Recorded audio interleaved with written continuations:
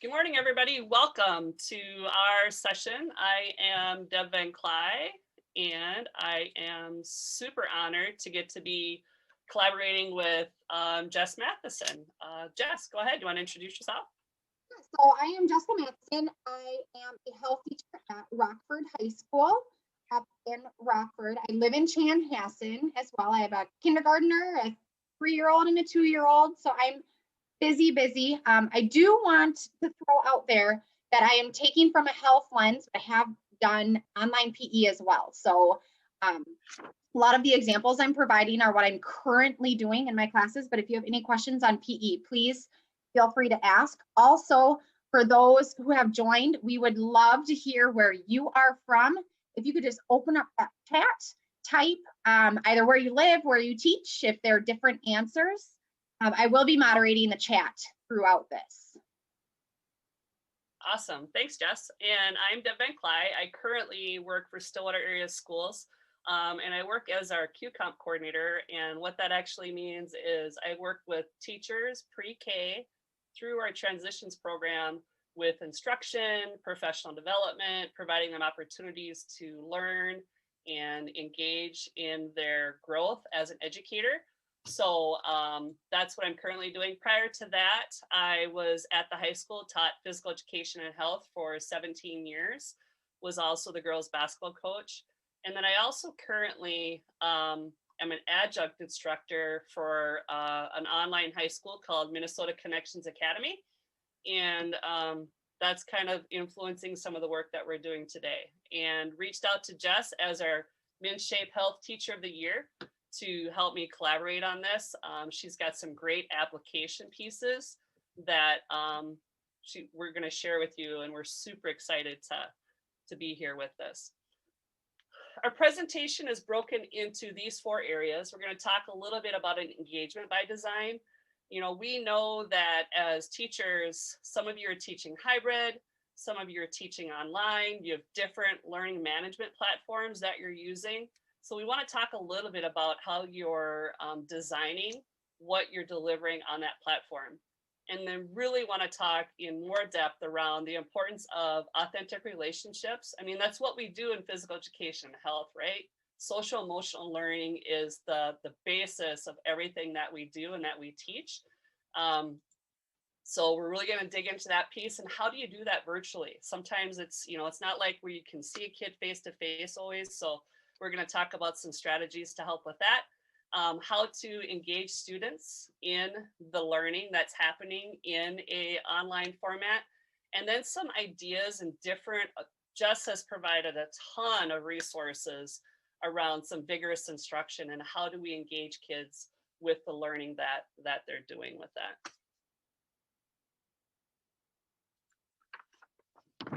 Some of the learning that we've implemented in Stillwater schools is around Doug Fisher and Nancy Fry. And they've done some work with John Hattie, which if you know anything about data collection, he's kind of like the guru of that, where effective classrooms don't just happen. They're led by teachers who deeply understand their craft. And that's what I love about this group at MinShape is that they definitely understand the standards and the craft of teaching and how we pull our kids into the learning and that essential nature of the interaction between the student, the teacher, and the context. You know, how we are being forced to move from hybrid to online and back to hybrid. Our secondary schools right now just found out on Thursday that in a week, they're going to move to an online format. So how can we build something that allows us to responsibly adapt to our learners and our families? So we currently use Schoology. Would you want to in the chat, put into the chat some of the learning management systems that you're working with? Maybe it's Canva, maybe it's Seesaw. If we could just have people put in the chat, Google Classroom, awesome, D2L. Oh, Seesaw and Schoology, that's a great combination. We're going to talk a little bit how we can develop and make sure that we're engaging them by how we design what we're putting out on those pieces. So I stole this from the engagement book that I talked about earlier. And when we're developing and putting content onto a learning management system, we talk about the intersectionality between the teacher, the student, and the content. And how do we, pull those pieces together? And really the importance of providing clarity. So what is it we're asking the students to learn? What are our learning targets? Are we identifying the success criteria that goes with that, so students know exactly what it is we're asking them to do? And the relationship piece is really important. And we all know that relationships are built on the trust and respect between the teachers and the students. The optimism that the teacher brings to the classroom, that every member has potential in that classroom. And then just the intentionality of what we build and what we put out, and that everything is carefully planned and designed to continue to convey that trust, respect, and that optimism that we have. Relationships, we're going to get into this a little bit, but relationships will really be the key and the foundation of everything that you're doing. And I just want to share a short little story of this summer. We did some online learning with our elementary kids, and also had student leaders in that learning. And I found it really interesting that over the course of the 3 weeks with our high school student leaders, when they're coming into that Zoom or into that Google Meet, that they're not having their cameras on or their audio on. And it took at least 3 weeks for some of us adults to make those connections with students, and being really intentional with those high school students around those pieces. So we'll dig into that piece as well. Distance does not need to equal disastrous. And how can we really foster that vein of gold in our kids? And how do we do that in a virtual environment? I think the biggest shift for me as a teacher was, how do I take what I'm doing in that face-to-face classroom and really putting it into an online learning experience? What does that look like? It's different. It's kind of unknown. What tools and resources, what kind of PD am I going to have to do? It's probably one of the things I love most about Twitter is you got professional development at your fingertips. I love what Jess has been posting to social media. Tom's been posting some great things. That's where I do a lot of my learning. So, and then, what am I going to use to help my students learn that content, and what goals do I have for my students? So those are just some things, maybe some questions we'll be able to explore a little bit. When we were working with our teachers in Stillwater, we really wanted to focus on these 5 things. How can we facilitate that nimble shift from in-person to hybrid to online and back? Because we know over the course of the year, our teachers and our students might be needing to go and flow back and forth. So how can we create content on a learning management system that allows you to do that? And then how do we provide equity for all of our kids? How are we making sure that if kids aren't coming to our learning, that it's not an opportunity gap that's really happening? I don't think it's that kids don't want to be there. It's just like, how are we bridging that opportunity gap with those pieces? Providing consistency in the learning and providing support for our students. And how do we, honor some of the feedback that we had to make sure our families are engaged as well. So as you're developing your content online, I think it's important that we look at, is there a calendar that helps you provide due dates, making sure you have hours posted so parents know when to connect with you. Are you providing a welcome message? Are you making and inviting people into that space with a welcome message? And then the other pieces we have here, we have some other resources for you with some etiquette norms. These are links.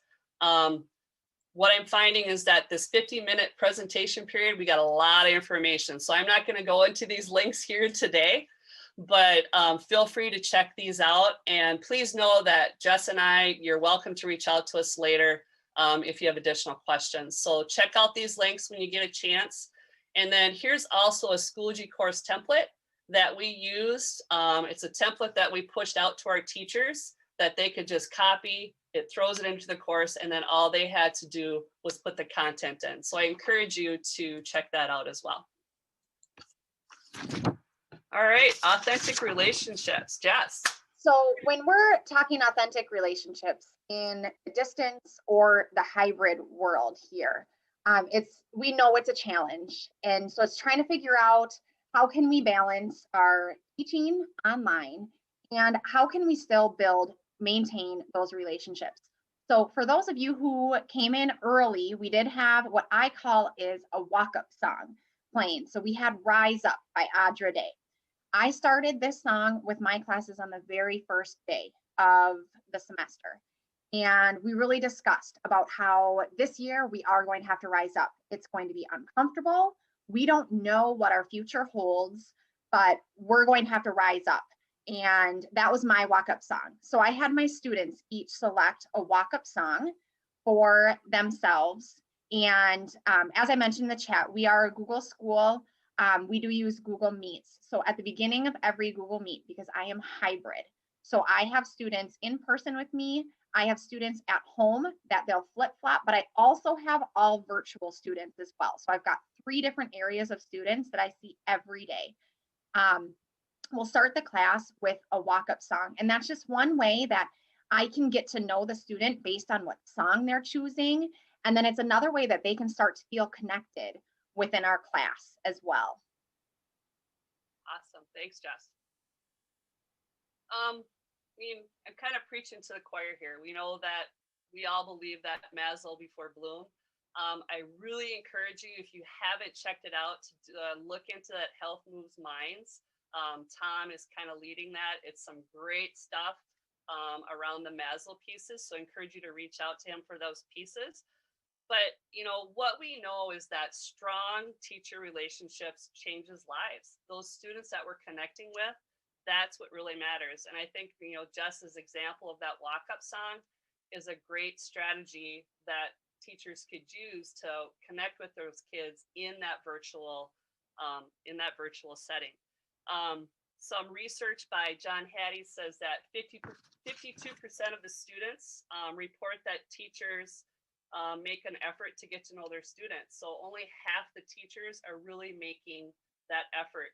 And students believe that only half of the teachers care about their problems and feelings. And we all know that we all care about 100% of our kids.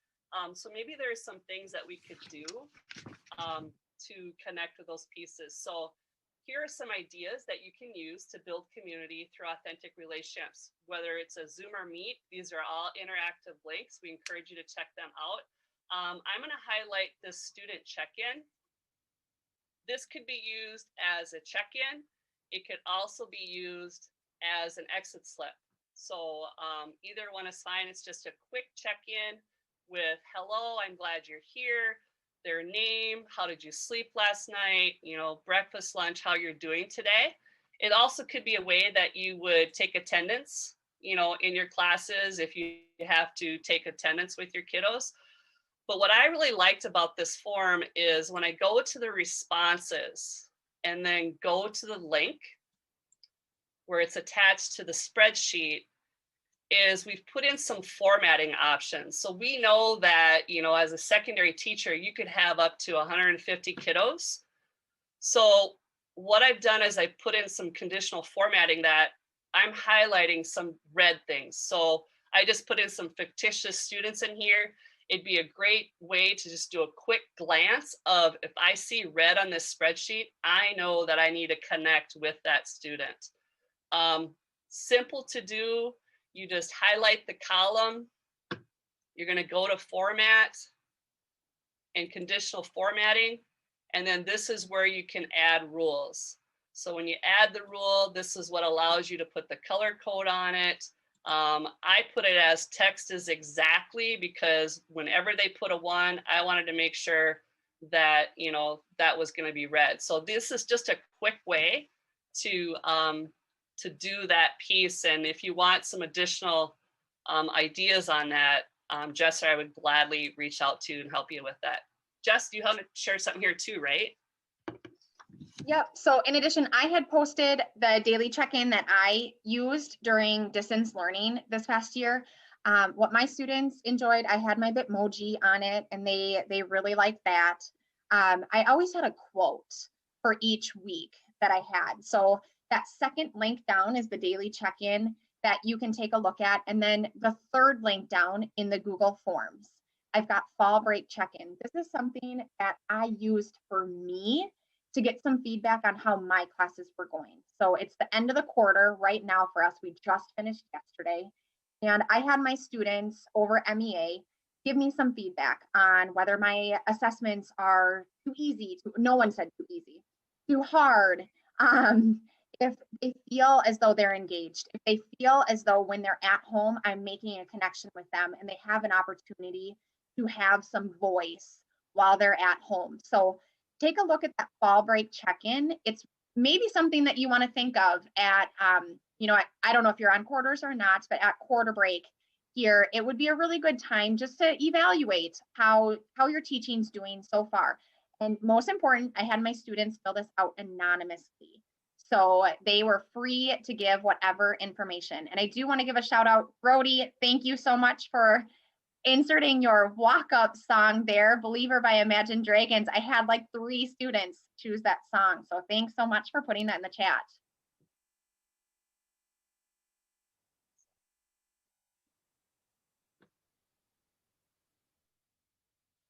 So the next thing we're gonna try is we're gonna try to put us into breakout rooms.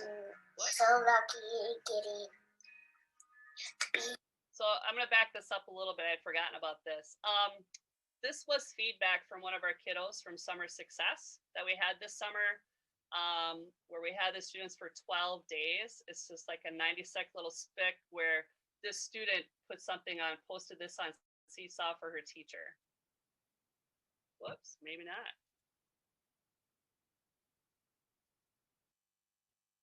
I've been so lucky, Giddy, to be your student. I loved going to morning meeting and seeing everybody's smiling faces.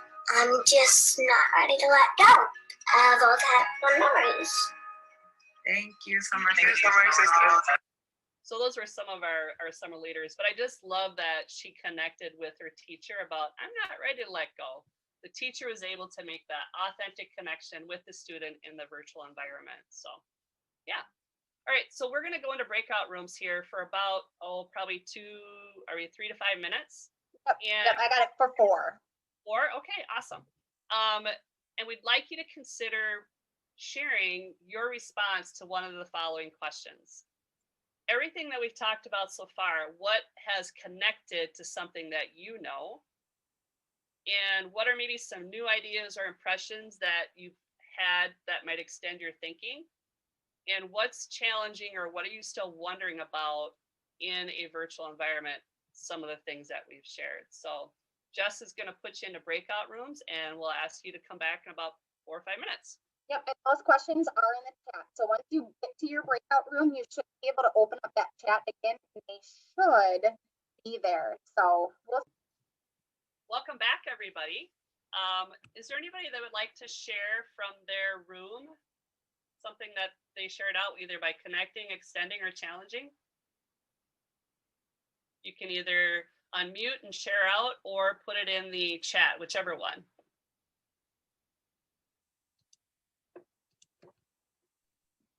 I would like to check out the, for extending my thinking, I would really like to check out the Google Forms to get some feedback because we also finished their quarter and then we're going to start hybrid. We've been in person, so I need to see. We dabbled with some hybrid first quarter, but I need to see because they didn't engage during hybrid very well.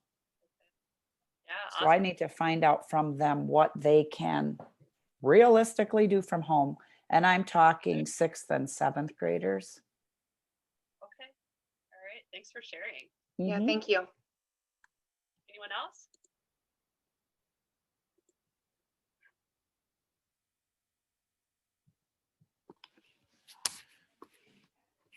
Great job so far, Deb and Jessica. I have a quick story to that kind of relates to when we were in full distant learning last spring.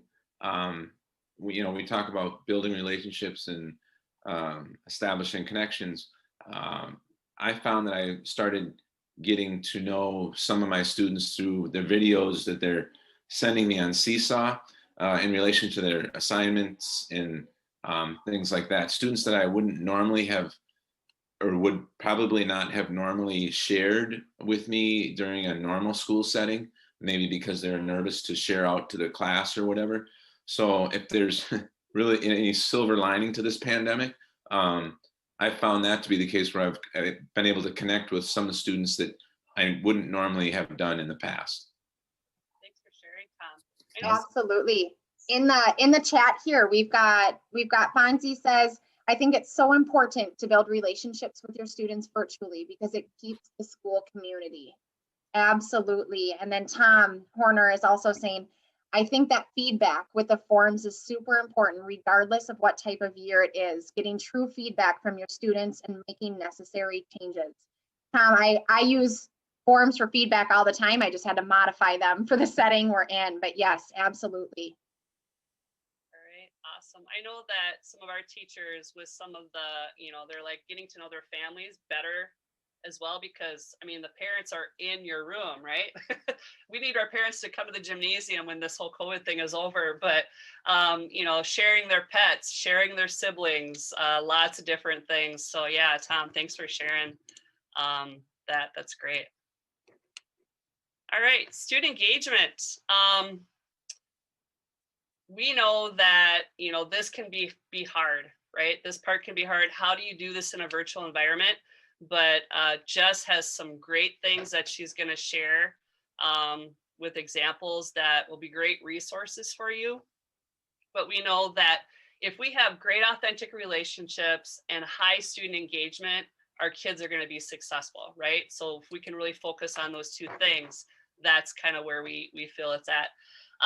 In working with our teachers, we've tried to talk a little bit, like when you're having that synchronous, that face-to-face virtual communication, what are some things we could do? Because I post open office hours, kids aren't coming.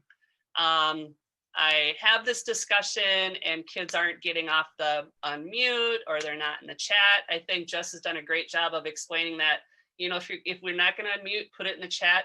It's a great way to pull kids and students into that conversation. So just some things to think about as you're having these synchronous conversations with kiddos, that maybe it's inviting, maybe I'm going to say, Michaela, Brenda, Denise, Lincoln, I want to see you on Tuesday at 8:00. Join this Google Meet or this Zoom Meet. Really talk about how we're providing feedback to kids versus helping them. Maybe it's a certain standard or specific skill that kids are submitting that you're seeing are going to need some help on. So you provide an office hour strictly around, throwing and catching, or maybe it's a healthy, how to advocate for your health and the health standards. So being specific with those pieces. Jeff, do you want to go into a little more detail on that? So I thought I would just try to walk you guys through some of the language that I use in my classes to help increase student engagement. So I had already mentioned I've got a walk-up song that I start with. And also when people are coming into my Google Meet, I try to greet them, and I try to greet them by name or nickname. I try to bring up, something that maybe was relevant in their lives. And this can be tough because I'm also sanitizing my desks at the same time. I'm really happy with the setup that I have in my class. I've got a TV screen where I present my slide deck for the day or any relevant materials that we're doing. I have a second monitor that's on a swivel that I have at my desk, and I present the Google Meet from that monitor. So I have it swiveled towards the classroom. So if a student chooses to have their camera off, as in my sophomore boys, they love it. They have their cameras off, cameras on, the entire class period. Everyone else just has their little letter icon. If you're a Google Meet school, you'll think that's hilarious. So we've got that. And then I have the chat open as well. The student who's sitting the closest to my desk is monitoring the chat. So again, they're 6 feet away, but they can see when something's typed. And we can also hear it coming in. So my students use the chat a lot. They're not very comfortable unmuting their microphones, and I completely respect them for that. So we use the chat all the time. And then on my laptop, I have whatever else I may need. I have my email, I have my grade book, I Facebook or Twitter because I'm sharing and getting resources from people. So I have it set up with 3 monitors. So once we get class going and I'm presenting my screen, they've got the chat to type and I'm talking to them. I've got my camera on me, unless my sophomore boys want the camera turned towards them, which sometimes I allow them to do. But if they want to, I'm all for it because that's what's making them be engaged and have those relationships within the class. When I'm going to ask a question in class, whatever it may be. So in this one, I typed in the chat. If I would have asked for what's your walk-up song verbally, I would have said to the students, okay, I want 2 students from home and I want 2 students in person. You've got 1 minute. So I'll give them their 1 minute to think about it. But then my students at home know that they are going to be expected to be responding. And I'll cold call if I have to. I'm not the biggest fan. And we've thankfully got to the point where the students just know, oh, shoot, I better type it in the chat before she calls on me. So when I say I want 2 responses from home, then I'll get maybe 5 responses from home because they've got that time and they've got that chance to type it in the chat. So that's one thing I do. Our school just got breakout rooms for Google. So I have not even, we just got it yesterday. So I haven't even had a chance to use it. I've tried to create different meets to have them engaged. Now, from a hybrid standpoint, that's been very difficult for me because each student has their own Chromebook and we're in like 7 different Google Meets in the classroom. We've learned that's a no-no. So that's a learning process for us. But if we were distance learning, my recommendation to you, if you don't have the breakout feature in whatever platform you're using for Meets or Zoom, that if you created different links for each class, that's something that you could do as well. So then when we're teaching, I use digital interactive notebooks as well. So in that, they'll have the links to whatever we're doing. They'll have a link to a Padlet, and we'll go over digital interactive notebooks and Padlets here in just a second. So they've got it all in one place. And then they're following along their guided skeleton notes with our lecture or whatever the topic that we're doing. I'm not a lecture person, but I call it a lecture, so that they can be engaged. They can see what's coming up in the lesson so they know what to be prepared for. I use answer gardens as well, which we'll be talking in a second as well. And then when we're done with the lesson, I always open it up. If you have any questions for me, feel free to type in the chat, unmute your mic. You can ask me here. The camera that I use in my classroom is actually a standalone camera. So it has a microphone attached to it. So any conversation that's being had in the classroom, the students at home can hear. So when a student asks me a question in person, it's not muffled because it's coming, my microphone's from my computer like I'm using right now. In my classroom, it's coming from the center of the room. So everyone can hear. And then my speaker is actually through my TV screen. So everyone can hear when the students from home unmute as well. To conclude then, I close. I say, if you want to stick in the Google Meet, if you have any questions, if you want to type to me, you can. Otherwise, you're free to go. I always let them know, since we're on a hybrid schedule, when I'll see them next. And we always discuss what their expectation is to complete their digital interactive notebook, to have it submitted to Google Classroom and any other important announcements. Great. Thanks for walking us through that, Jess. I did put a question in the chat. Would love to hear from you, maybe some strategies you're using to engage your students as well. I think that we learn best from each other. So if we can just continue to create that professional learning network through this session and beyond, we'd love to hear some of the things that you're doing. While you're doing that, we're going to go ahead and move on to the final piece that we want to talk about. Is vigorous instruction.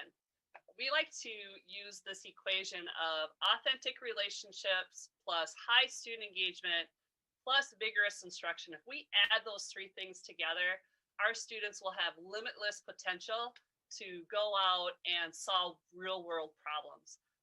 And that's where we're really looking to do and bring kiddos. Hyperdocs is something that we're starting to dig into a little bit.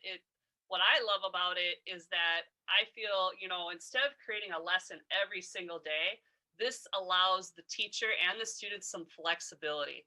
It allows students to be student-led learners and teachers some flexibility to maybe meet with students one-on-one. We'll provide some resources later that would kind of do some how-tos for you, but it kind of allows you to maybe plan more for the week versus every single day. And then there's some other pieces come with it, but we'll get into more details on that a little bit later. And Jess is going to share one that she had done as well. So here I've got a few examples for you. I've got one choice board. It's on stress management. So simply the students can just choose whatever activity they want to do. So if choice boards are your thing, if you've got multiple different pathways that you can teach same content or skill, choice boards can be your way to go. Hyperdocs, the example that I have here is coping with loss and grief. So this is one where I use the strategy where you watch, you read, and you write. And there's all different ways that you can scaffold lessons. That's just the one that I used in this example. The digital interactive notebooks, I have an example here. What is health and wellness? So in this one is where we talk the health triangle. You'll see that the students cannot manipulate anything in the background. So that's set. I did it in master slides. And if this is something that you're interested in, please let me know. This has been a game changer for me in my hybrid learning, and it will be in distance learning. My students love them. So if this is something, again, reach out to me. I do have the example here with the triangle. They can manipulate the triangle. They can change it. They can move it. You can see where we've got vocab. They'll drag the vocab in, or I can just have a text box for them there as well. And then different interactive activities. So the one that I have linked here is from the super popular FlowChat Health post on the dimensions of wellness, and I created it into a digital version. So you can absolutely use this to teach your students the 10 dimensions of wellness through a case study example of a fictional student.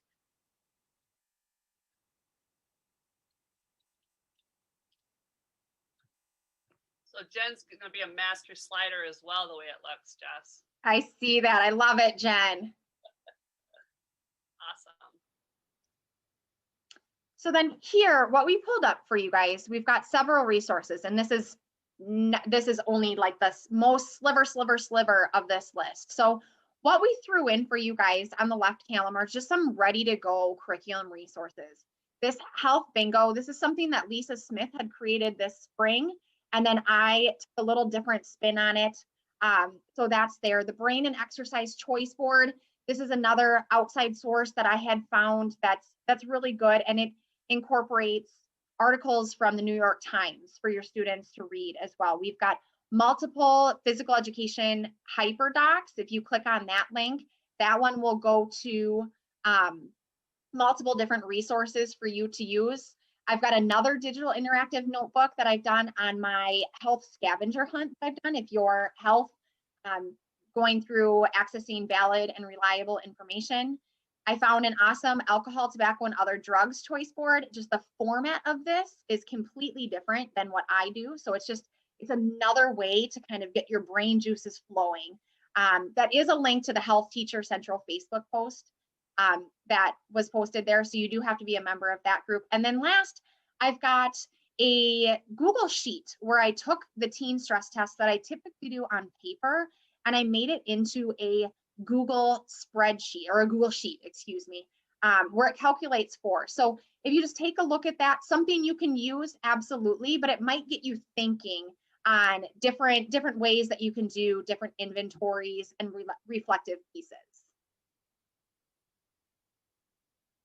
Awesome. Thanks for sharing all of that, Jess. I love the fact that you're willing to share out the work that you're doing. On the right-hand side, these are just kind of like the other things for your toolkit that allow you to do some interactive things with students. I do want to give a shout out to Mark and Becky Fulmer, who did our keynote earlier. The whole Chromebooks, that is their website. And it's around HyperDocs and it's beautiful. It's got some really, really good things. And then the answer garden, and we're going to actually do a Padlet example. Did we put the link to the Padlet in the chat, Jess, or the presentation? We haven't yet. It is in the presentation. We haven't put it in the chat yet. I was going to wait until the next slide. All right, cool. All right. And then just the HyperDocs Academy. There's the HyperDocs Facebook group, and then the digital interactive notebook. So there's a lot of information here. I hope it doesn't feel overwhelming, but I know I always like to get resources. That's my favorite thing, is to get these resources and then have some time on my own to kind of dig into them. So that's what I appreciate about this piece here. So we're going to go to Padlet, and I'm going to go ahead and click this link here. Padlet's a great way to get some information from students. And what we would like you to do is to click on the link that Jess put into the chat and choose one of the three things. What is something that squares with your thinking that we've talked about today? What's maybe a question you still have, like just kind of going around, you're still not sure because we've thrown a lot of information at you? And what's one important point to remember? So if you could take a minute or two and put that into this Padlet, we would appreciate that. And then we're gonna open it up for some questions here the last few minutes if you have any questions. Questions can go in the chat, or you can unmute and ask a question as well. I am going to do a shameless plug here. If you don't have a Padlet account, if you don't mind using my referral code, my school district does not pay for Padlet. So I only have 3 Padlets. I mean, I made my students sign up too, so I've got a couple more. But for each referral, it works me towards getting another Padlet. So if you don't have a Padlet account, it is free. I would love to refer you to Padlet. So I threw that link in there as well. And Jess, I think you shared it with your students too, right? Have them do the line. We just figure out ways how to get around some of those things. Yeah, I had 9 students take me up on it. So you get 1 new Padlet for every 3 referrals. So I'm up to 6 Padlets now because I got 3. Oh, I had a couple paras do it too. Awesome. So I think like 4 students did it. I think some other teachers got to my students first. Jen,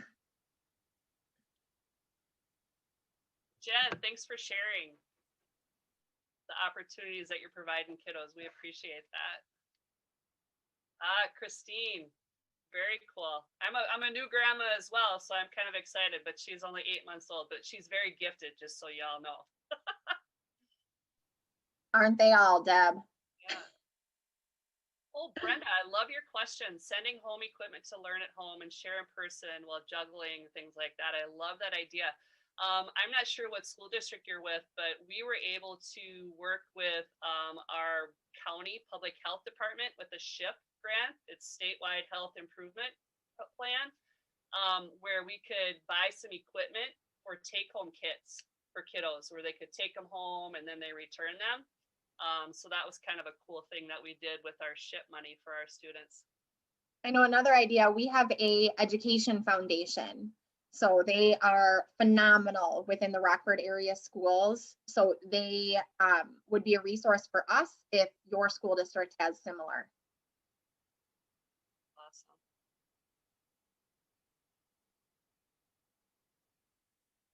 Lots of good things on there. Thank you for putting some things on the Padlet.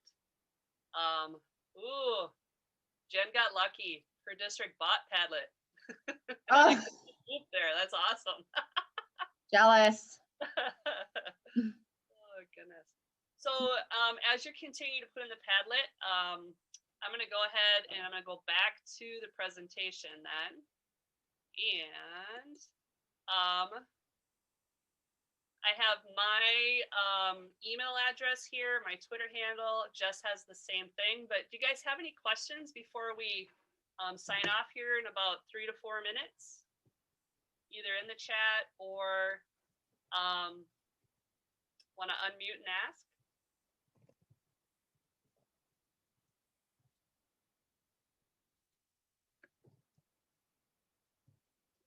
for those who didn't leave a link to the presentation, I did just post it again. I posted it down in the chat as well. So Awesome, thanks. And then I did put a link here too to become a MinShape member. We would love, if you're not a MinShape member, to have you join this awesome group of professionals across the state of Minnesota. I do believe that it was in the chat earlier too. A few people put it in there, so thank you for doing that. We'd love to have you join us. There's a lot of benefits to being a MinShape member.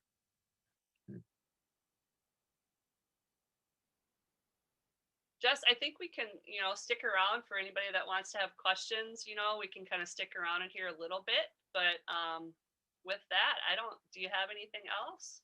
no, thank you, you guys. This is such a tough year. So thank you for all that you guys are doing.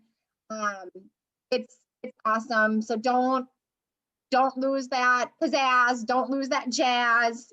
Just keep it up. Our students are watching. Let's keep it going. So thank you for all that you guys are doing. Yeah, thank you. And thank you, MinShape, for the opportunity to hold this session. Jess is also going to be presenting during our January Health Month. And we're going to go a little bit deeper maybe into some of these other tools for instruction. So we're excited for that as well. So keep coming back, everybody. We love having you here. Yep. Thank you.